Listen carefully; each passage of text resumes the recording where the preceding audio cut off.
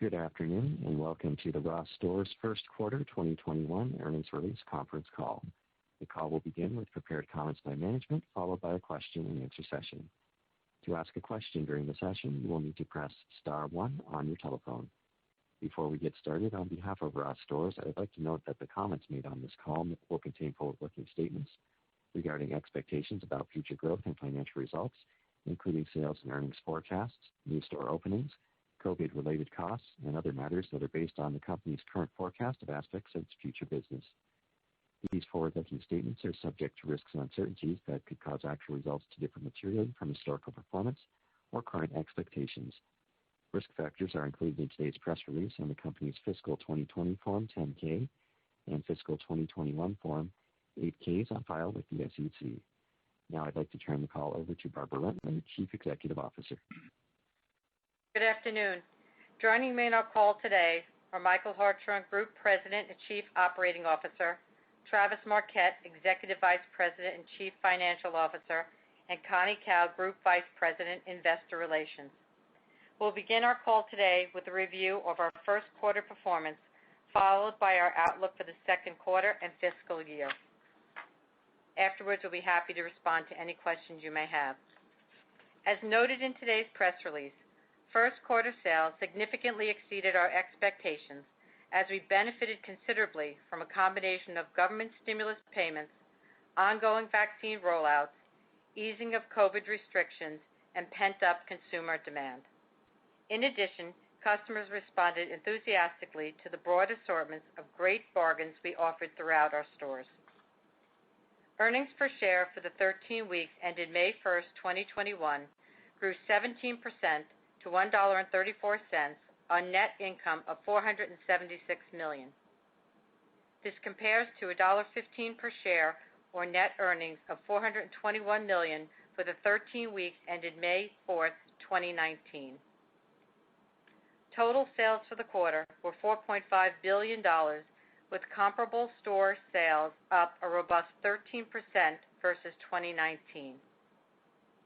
As previously announced, financial results and guidance throughout fiscal 21 will be compared against fiscal 2019. We believe the significant impact from the extended closure of our operations in the spring of 2020 and the disruptions caused by COVID-19 throughout last year make this a more relevant basis for comparison. For the first quarter, home was the best performing major merchandise area, while the Midwest was the strongest region. Similar to ROST, dd's DISCOUNTS business trends significantly improved during the quarter. Results were far above our expectations, with outstanding sales gains and a rebound in operating profits for the period. At quarter end, consolidated inventories were down 6% versus 2019. Packaway levels ended at 34% of the total, compared to 44% for the same period in 2019, as we used a substantial amount of packaway merchandise to support ahead of planned sales.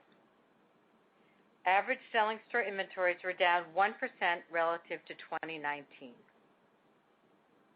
As noted in today's release, our board authorized a new program to repurchase $1.5 billion of our common stock through fiscal 2022, with plans to buy back $650 million this year and $850 million in 2022. The reinstatement of our share repurchase program reflects the current strength of our balance sheet, confidence in the company's ability to generate excess cash after funding growth and other capital needs of the business, and our long-standing commitment to enhancing stockholder value and returns. Turning to store growth, our 2021 expansion program is unchanged, with plans to open approximately 20 total locations comprised of 40 ROST and 20 dd's DISCOUNTS. As usual, these numbers do not reflect our plans to close or relocate about 10 stores. As a reminder, our conservative opening plans this year, especially for the spring season, were set in 2020 during the onset of the pandemic, when it was impossible to predict when the health crisis would subside. Looking forward to 2022, we expect to return to our normal annual opening program of approximately 100 new stores. Now Travis Marquette will provide further details on our first quarter results, second quarter guidance, and outlook for the year. Thank you, Barbara. As previously mentioned, comparable store sales increased 13% in the quarter, driven by a larger average basket. While traffic was down slightly compared to 2019, it accelerated significantly relative to the fourth quarter. Operating margin was well above plan at 14.2% compared to 14.1% for the same period in 2019. Cost of goods sold levered 35 basis points in the quarter. Merchandise margin was up 85 basis points and occupancy levered by 60. These improvements were partially offset by higher freight costs of 75 basis points, mainly driven by the ongoing industry-wide supply chain congestion. In addition, distribution expenses grew 25 basis points, primarily due to higher wages, while buying costs increased by 10. SG&A for the quarter delevered by 25 basis points, mainly due to the operating expenses associated with the pandemic and higher incentive costs given our better-than-expected first quarter results. Total net COVID-related expenses for the period were approximately 35 basis points, the vast majority of which impacted SG&A. Now let's discuss our guidance. As Barbara just mentioned, our projections compare to the same period in 2019. For the 13 weeks ended July 31st, 2021, we are forecasting comparable store sales to be up 5 to 7%. Earnings per share for the second quarter are projected to be in the range of 80 to 89 cents. The operating statement assumptions that support our second quarter guidance include the following. Total sales are projected to grow 9 to 12%. We are projecting operating margin to be 9.2 to 9.9% compared to 13.7% in 2019. This forecast reflects ongoing expense headwinds from increased freight costs and higher wages. In addition, COVID-related expenses are projected to negatively impact EBIT margins by approximately 100 basis points in the period as we return to pre-pandemic store operating standards while still maintaining many of the extra cleaning routines. We expect to open 30 stores during the second quarter, consisting of 22 ROST and 8 dd's DISCOUNTS. Net interest expense is estimated to be about $19 million. Our tax rate is expected to be approximately 25%. And weighted average diluted shares outstanding are projected to be about 355 million. For the full year, we are projecting annual comparable store sales gains of 7 to 9% versus 2019 and earnings per share of $3.93 to $4.20. Operating statement assumptions that support our fiscal 2021 guidance include the following. Total sales are projected to grow 11 to 13%. We project that operating margin for 2021 will be in the range of 10.7 to 11.2% compared to 13.4% in 2019. The forecasted decline again reflects our expectations for continued freight, wage, and COVID cost headwinds through the balance of the year. Net interest expense is estimated to be about $75 million. Our tax rate is projected to be approximately 24 to 25%, and we expect average diluted shares outstanding to be about 354 million. Now I'll turn the call back to Barbara for closing comments. Thank you, Travis. To sum up, we're optimistic about our prospects for the balance of the year and hope to do better than our forecast. This confidence is based on our recent results and ongoing improvements in the macroeconomic environment bolstered by vaccine rollouts and the easing of pandemic-related restrictions. That said, it's difficult to predict the lasting impact from the factors that benefited our first quarter sales results, especially the recent government stimulus payments. As always, we'll remain nimble to address the dynamic consumer and retail landscape, while staying focused on delivering the great bargains our customer has come to expect from us. Longer term, we remain confident about our opportunity to gain market share as we expect to benefit significantly from a favorable competitive climate given the large number of retail store closures and bankruptcies in recent years. This, along with the consumer's heightened focus on value and convenience, bodes well for our ability to achieve solid results into the future. At this point, we'd like to open up the call and respond to any questions you may have. As a reminder, to ask a question, you will need to press star 1 on your telephone. To withdraw your question, press the pound or hash key. In order to allow everyone time for questions, we ask that you please limit yourselves to one question. Please stand by while we compile the Q&A roster. Your first question comes from Matthew Boss from J.P. Morgan. Great, thanks, and congrats on the really strong improvement. So, Barbara, maybe could you speak to the cadence of business and any notable changes in traffic or category demand as the quarter progressed?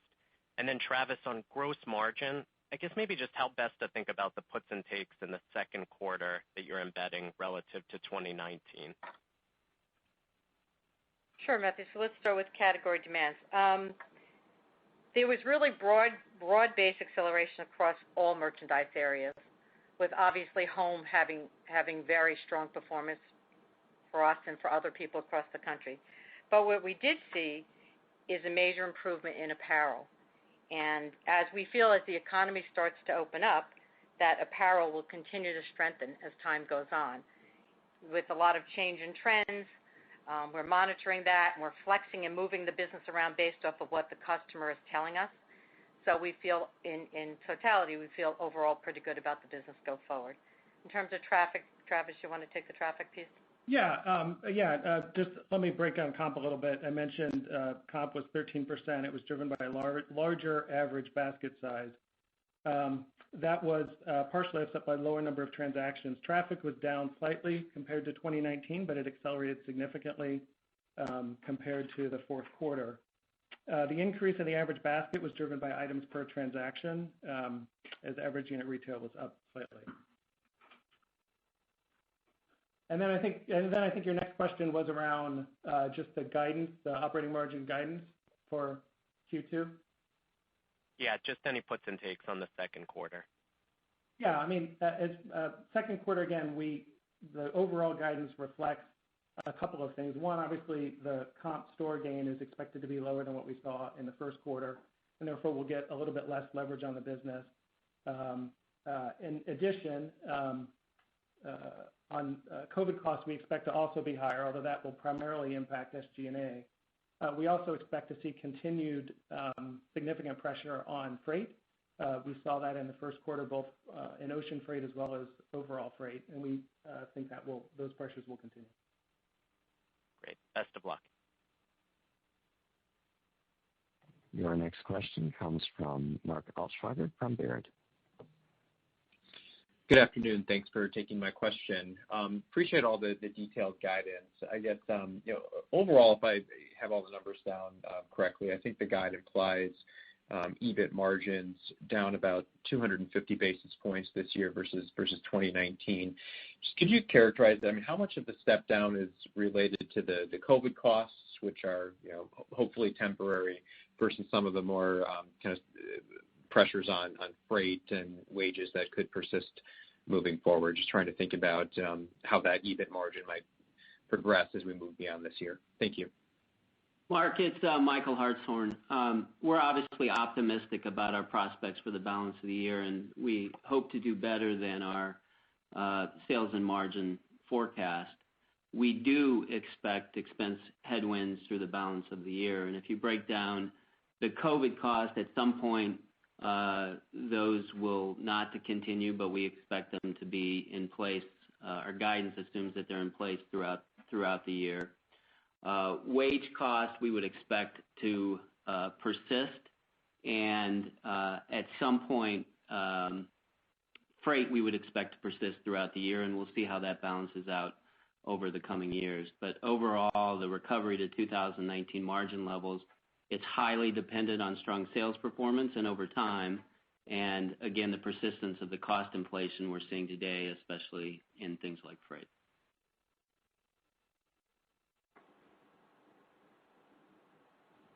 Your next question comes from Adrienne Yih from Barclays. Good afternoon. Let me add my congratulations on the top line improvement. Barbara, my first question is for you on the merchandise margin of up 85 basis points. I just want to make sure that is separate and aside, so you don't have inbound freight in that number because obviously we got a separate number for total freight. So that's number one. And then can you give us the components of AUR versus AUC on that? I'm imagining your AUR is up meaningfully. Are you getting a relative pricing umbrella from Frontline, meaning that if you're 20 to 60% off Frontline and Frontline's clean, that you're able to maybe clear at a higher price?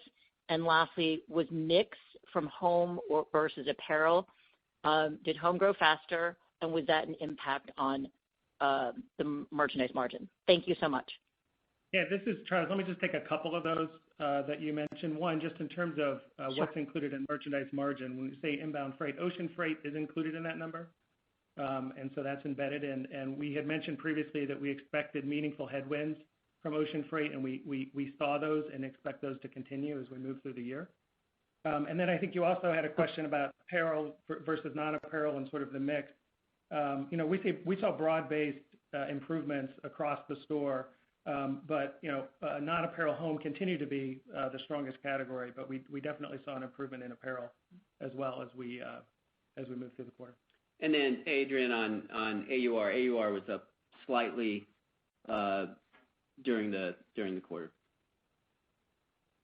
Okay. And really, all right, great. And so, go ahead. No, just relative. The other part that you're asking about is relative to department stores because they promoted less than their AUR is up. Yes. The pricing umbrella. Yeah. So our AUR is up slightly, but compared, so that is we just offered a greater value to department store pricing at this point in time. The price value equation is the business that we're in, the relativity to it. But at this moment, our price values are actually stronger than they normally would be to department stores. Okay, great. And then if I may, just on hourly payroll, I don't really know how to ask this, but because I know these are sensitive numbers, but if we were to look at freight as a percent of sales, and now I'm talking about the outbound freight because now I know that the inbound freight's inside the merch margin, that line that deleveraged 75 basis points versus the line item that is wage or hourly payroll, what would be the sort of order of magnitude? Like, is the payroll line 3 times as much as the freight line or something like that? Just so mentally I can understand, like, if one of them is moving materially higher than the other, which has the bigger impact on the P&L. Thank you very much. Adrienne and Michael Hartshorn again. We wouldn't give you specifics other than what we provided in the guidance, other than to say both freight and wages. First on freight, given the robust overall economic rebound, there continues to be significant supply chain congestion, and costs have increased versus our original expectations, and so our current guidance assumes additional escalation as we move through the year. On wages, that also remains very dynamic. We've made market-by-market adjustments in our stores, as we always have, to attract talent. Warehousing labor is very competitive, and we've made additional adjustments in all of our distribution centers, and that's also reflected in our guidance. Okay. Thank you very much.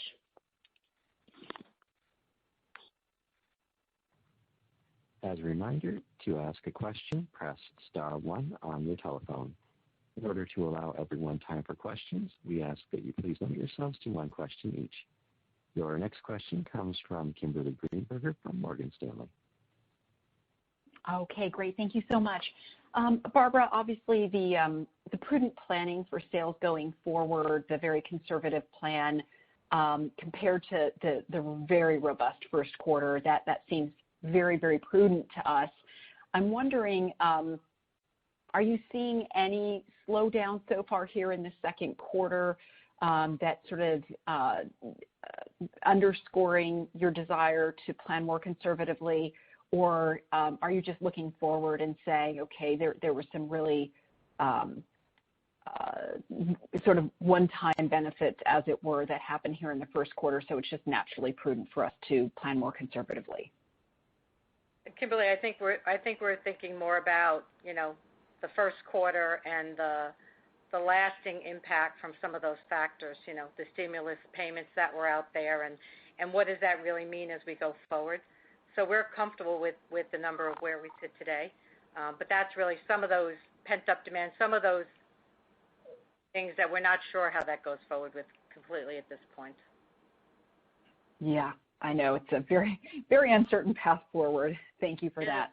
And Michael, you talked about you've got a plan this year for COVID costs to basically continue through the year. So I'm wondering if you can just sort of isolate the COVID costs, and based on what you experienced here in the first quarter and then whatever you've got in your forecast for the second, third, and fourth quarter, could you just give us a rough dollar amount of what you're budgeting this year for COVID costs?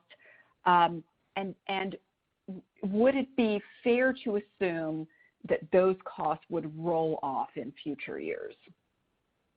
Yeah, hi, Kimberly, this is Travis. But let me just kind of do a little bit of a reset and remind folks kind of how we talk about COVID costs.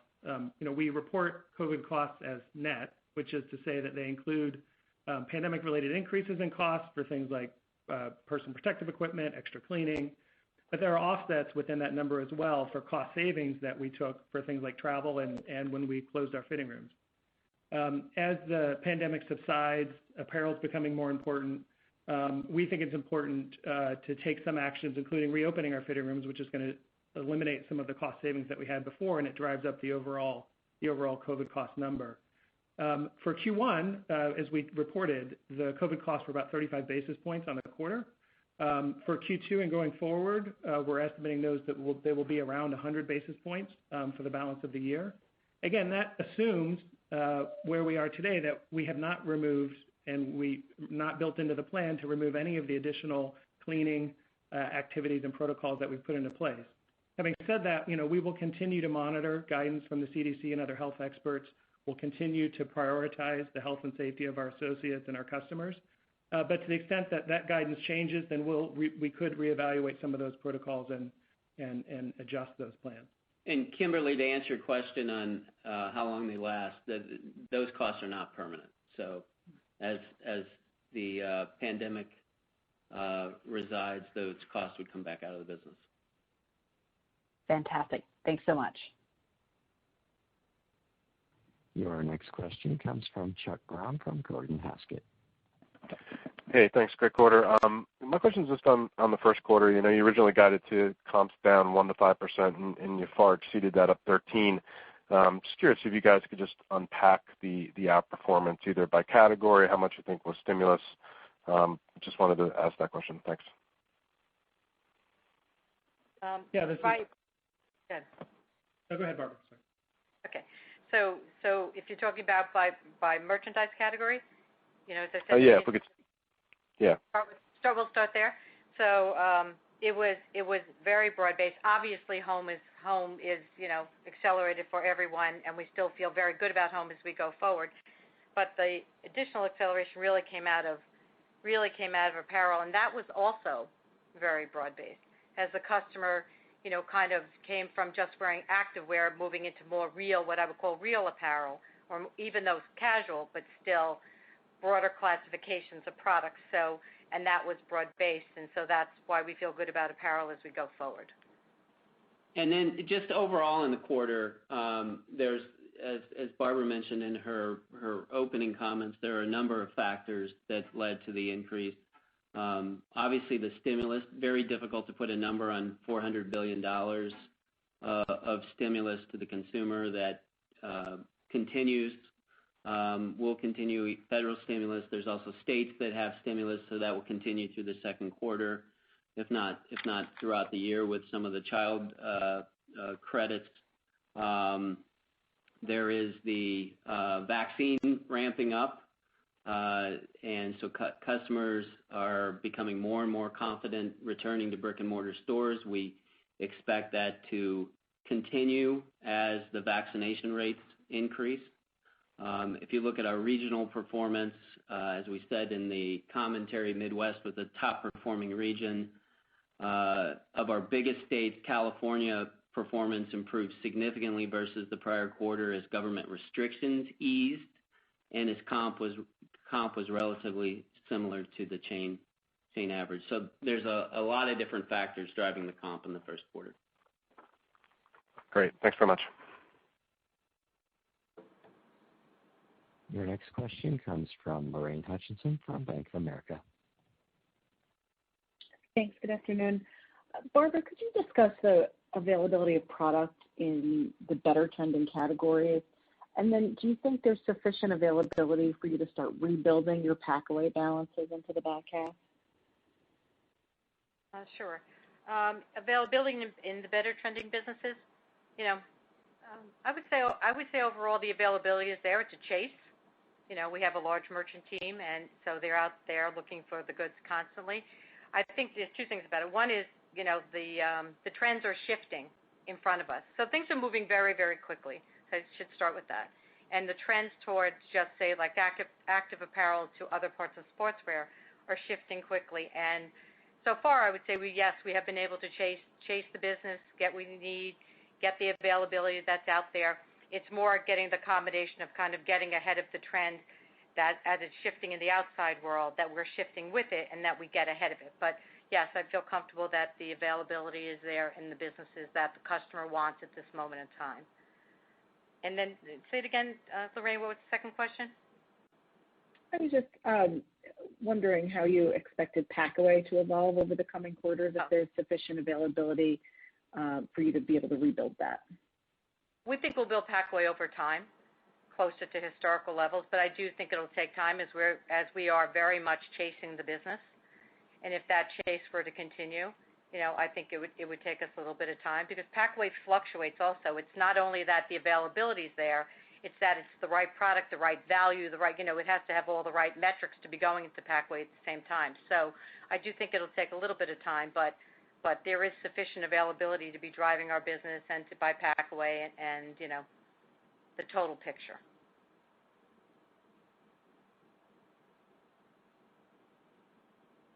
Your next question comes from Ike Boruchow from Wells Fargo. Hey guys, just a quick one for Travis. Just on the freight headwind you gave us for Q1, just curious, should we assume that should be run rated through the rest of the year, or should that cost headwind that you have potentially moderate based on the contracts you guys have? Thanks. Ike, it's Michael. I'll take that. First, even the contracted rates were significantly higher than 2019 levels. In addition, like other retailers, we're incurring higher costs to move freight, really both internationally and domestically. We have higher costs to land freight when expected. So given the robust overall economic rebound, as I said earlier in the call, we expect freight cost to escalate for the remainder of the year, and that's included in our guidance. Thanks. Your next question comes from Michael Binetti from Credit Suisse. Hey guys, thanks for taking our questions here. I guess two quick ones. We see the sales guidance. I appreciate the conservatism. I think it's been the right move through the year here and with the visibility where it is. But if sales trends do remain strong as they were in 1Q relative to what you thought, a pretty significant upside sales scenario, can you tell us how to think about sales flow through in the model relative to the framework you've told us about in the past? And then, Barb, just a comment you made earlier, why not extend the relative value back up to the normal rate relative to the department stores? Why hold it lower if they're moving higher, just so we can think alongside you on that? Sure. Listen, department stores didn't promote as much for the first time in a very long time, and so I think we'd have to see what that looks like, because they're promotional. Okay, they promoted for years and years and years. So we've had one quarter under their belt where the AUR is probably higher, and they haven't promoted. I think we have to see what happens in the future, and also I think it's important while we can get great values to the customer, price value is absolutely critical to our customer, and so we're going to value the goods the way we think the customer expects them, where the customer expects them to be. And so, raising the AUR and changing your value equation is a very delicate thing.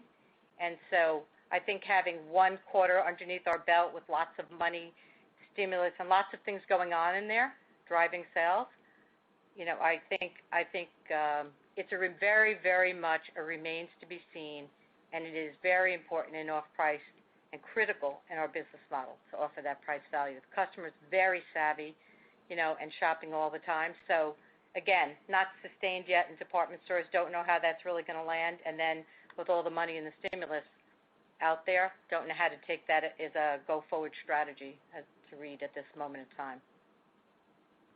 And this is Travis. In terms of the operating margin flow through on sales above plan, we continue to expect comp outperformance to drive increased operating margin flow through compared to the guidance that we provided, but I don't think we would necessarily expect it to be quite as strong as we saw in Q1, but we do expect operating margin improvements as comp exceeds our plan.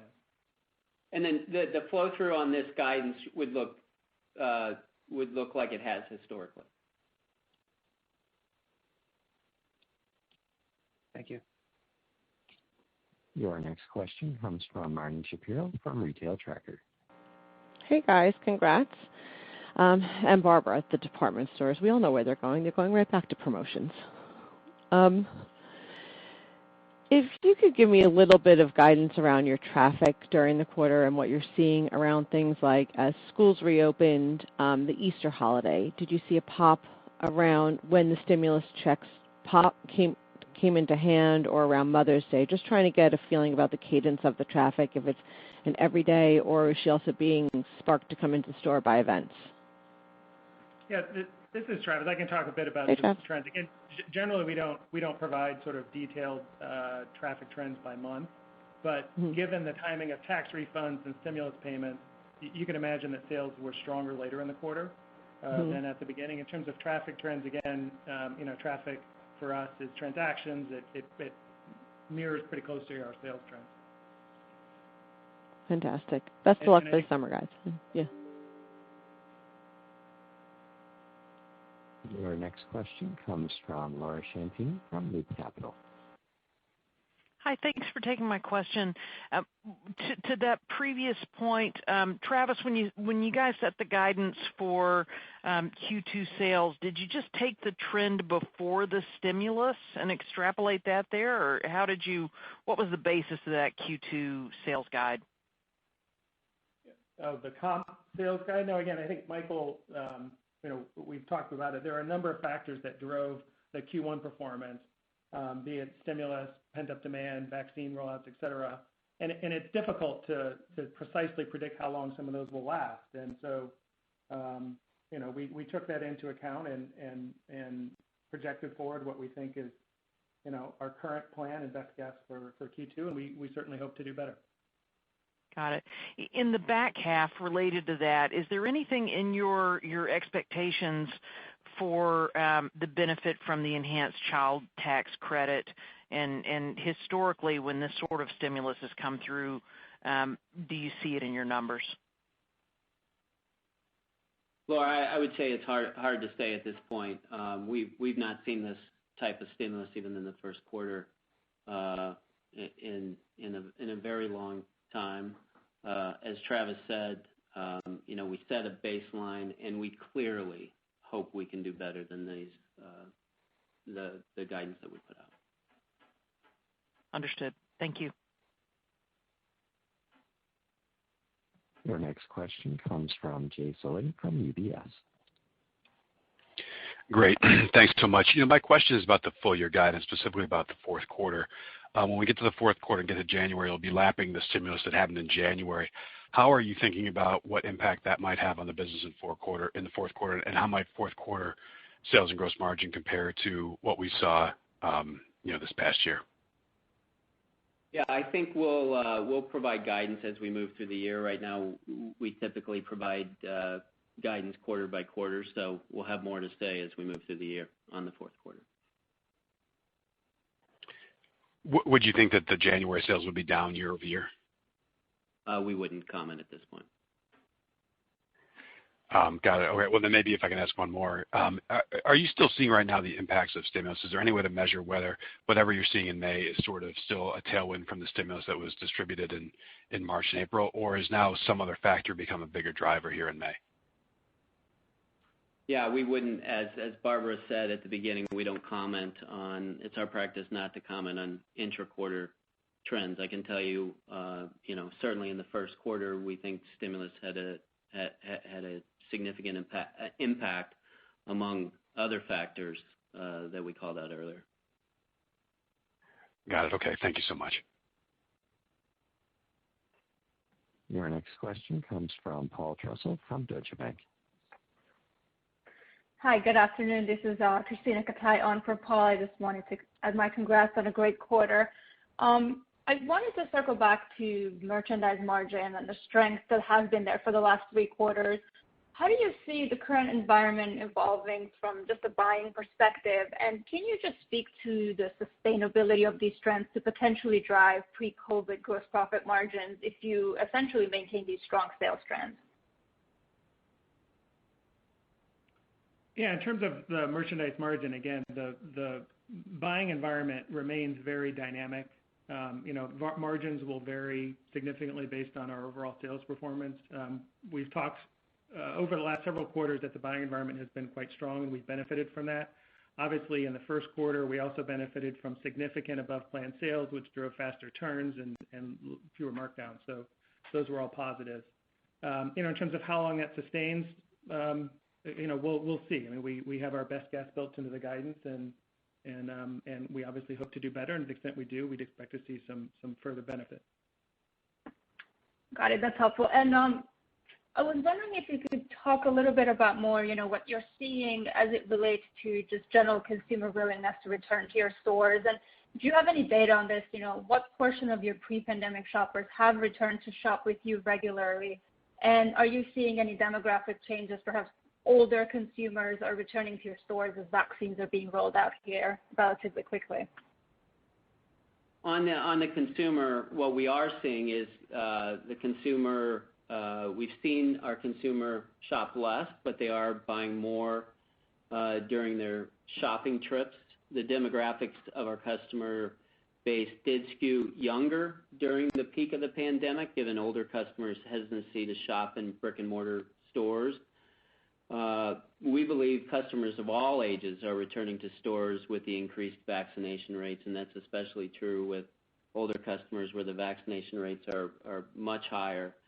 Overall, we know that she continues to prioritize value and convenience when deciding where to shop. And with the large number of retail closures, she obviously has fewer places to shop now. Right. Best of luck. Your next question comes from Paul Lejuez from Citi. Hey, thanks. It's Tracy Kogan filling in for Paul. I had 2 questions. I was hoping first you could talk about the marketing spend in the quarter and whether you leveraged that spend and what your expectations are for the year. And then secondly, can you talk about the rent deals that you saw, I guess, for the deals you signed last year for the openings this year, and how that's trended as you're signing new deals right now? Thanks.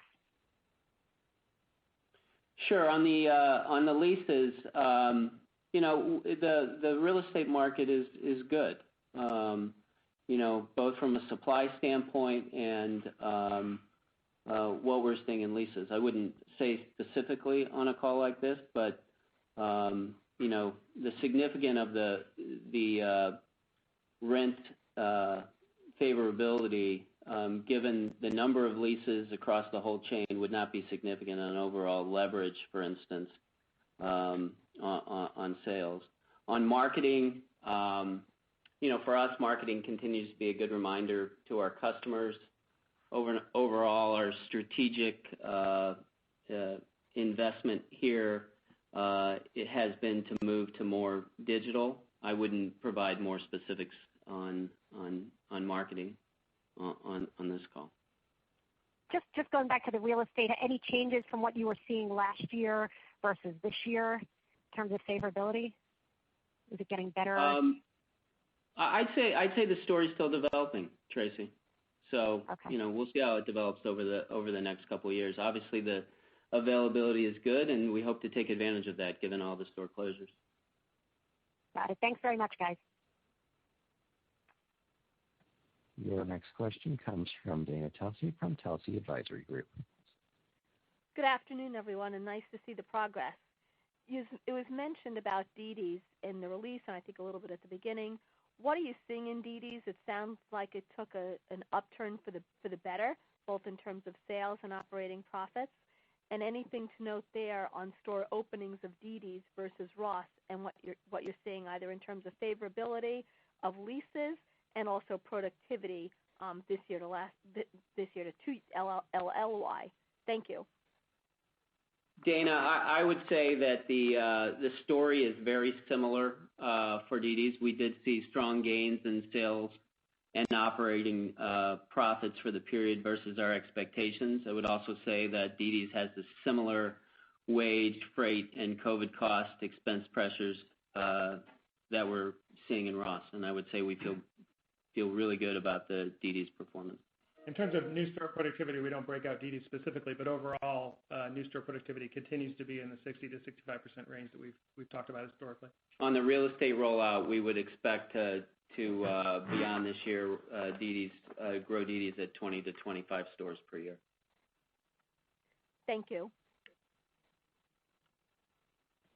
Your next question comes from Priya Ohri-Gupta from Barclays. Great. Thank you so much for taking the question. I was just hoping you could update us on your thoughts as to potentially continuing to bring down your debt balance given where the cash balance currently stands, and any further thoughts on improving the balance sheet. Thank you. Sure. Our expectation is that we're going to pay down our existing debt, so we're not going to refinance it. The timing, if it's economically advantageous to pay off early, we would consider it. But if not, we would expect to pay off our existing debt at maturity. Thank you so much. That was our last question. I will turn the call over to Barbara Rentler for closing comments. Thank you for joining us today and for your interest in ROST Stores. Have a good day. This concludes today's conference call.